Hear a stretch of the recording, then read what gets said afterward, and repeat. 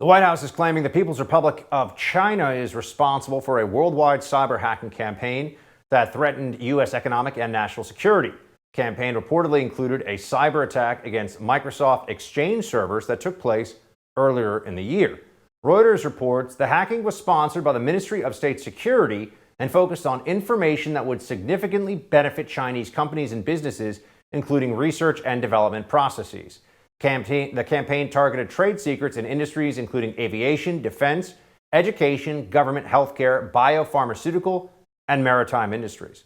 According to reports, the EU and many of our NATO allies were also targeted by hackers working for China's communist government.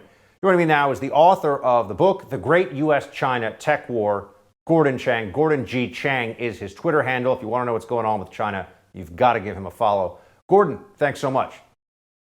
Well, thank you, Buck. Tell us about this hack. I mean, China hacking is something that's been in and out of the news for years now, but this one feels like it's even more deep and troubling than many of the ones that have made the news in the past. Yeah, it's troubling because this revelation is basically China's criminal hackers, ransomware, other type of criminal activities, really being run by the Ministry of State Security. Now, in a general sense, we've known this for quite some time because China runs the Great Firewall. And that means Beijing knows everything that's going on with regard to it, computers and hacking and all the rest of it, because they can see the hacks going out of the Great Firewall and they can see the information coming back in. But nonetheless, it's good for the Biden administration to say this in public. And that's the reason, that's the difference here. And also to get our allies on board to say the same thing at the same time. And this means that it's no longer just China versus the US, which is the way that Beijing likes to frame these things. This is China against the world. What are they trying to accomplish with this, Gordon? I mean, what is the Chinese Communist Party strategy by allowing these kinds of, as you point out, specifically criminal attacks like this? What is this? Is this just a function of, well, you tell me? Well, first of all, it's money. Because really these groups that work with the Ministry of State Security, they're out to make a buck. But the part of it, though, is, of course, they are also getting secrets and is part of a much broader campaign that you just alluded to, where they're getting biotech information, they're getting information about the F-35, just you name it. So basically, Beijing wants what we know. And remember, John Ratcliffe, when he was director of national intelligence last December, put the amount of China's theft of U.S. intellectual property at almost $500 billion a year. Some people put it higher than that. Gordon, it feels like from the policy side, the Biden administration, we never even really hear about what they're doing with regard to China. And is their approach that China's, even with all these very aggressive cyber campaigns you're talking about, is China too big to sanction or too big to engage in reprisals against? Is that really where this administration is?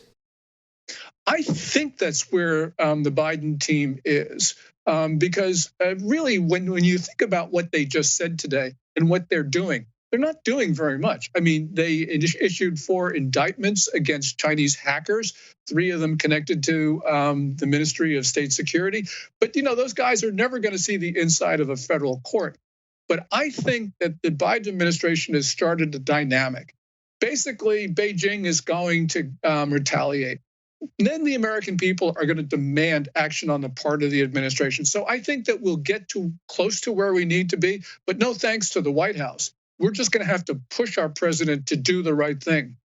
Gordon, shifting gears for a moment here, senior Biden officials have announced that an investigation in the origins of the coronavirus show that it could very well have been, as we've talked about here on the show numerous times, the result of a lab leak. This is from CNN. Little new evidence has emerged to move the needle in one direction or another, these people said.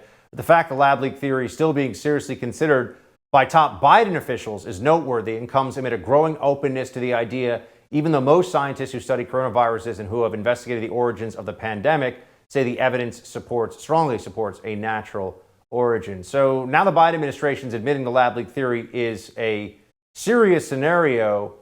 Are they going to do anything about it? I mean, is it even possible, Gordon, given that this would rely on some degree of transparency and access in China, to ever get a definitive answer about this? Well, we'll eventually get a definitive answer because virologists and others are studying the virus itself. And they're starting to see things which are unnatural, like the double CGG sequence of amino acids.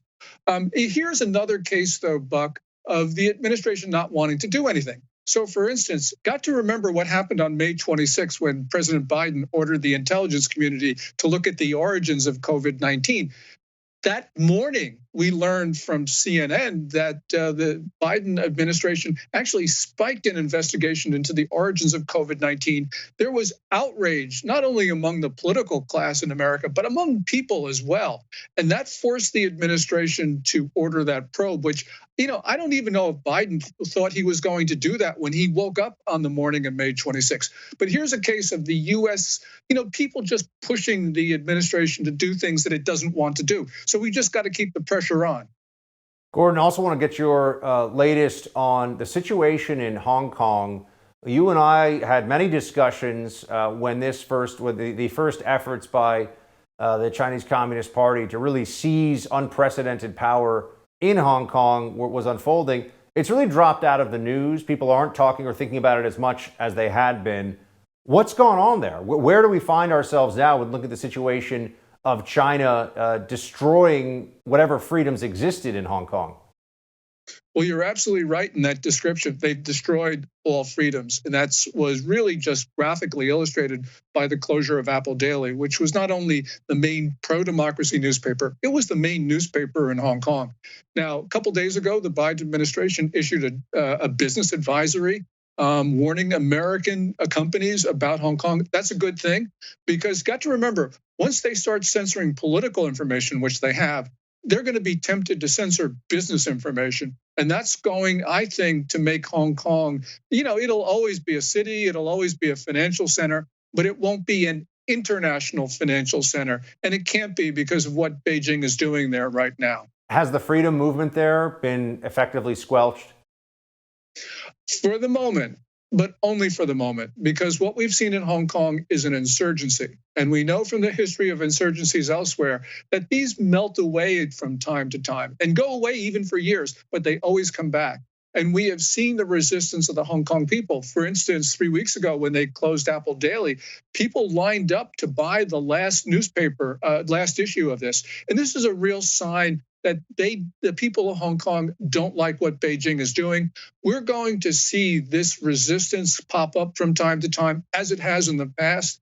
The only way Beijing wins is that the people of Hong Kong who resist are going to move to Europe or the United States. But they're not going to move in such numbers so that Beijing is going to be that lucky in this regard. Has there already been a pretty considerable outflow? And have we gotten some sense as to whether there are a lot of political arrests and effectively political prosecutions now happening on the island of Hong Kong? Well, there's been an outflow of people, especially people who have demonstrated. But I think we're going to see a little bit more. And remember, at the beginning of next month, Beijing is going to impose additional exit restrictions. So I think they're going to trap people in Hong Kong. And that's going to basically create a pressure cooker for Beijing. Gordon Chang, always good to see you, Gordon. Thanks so much.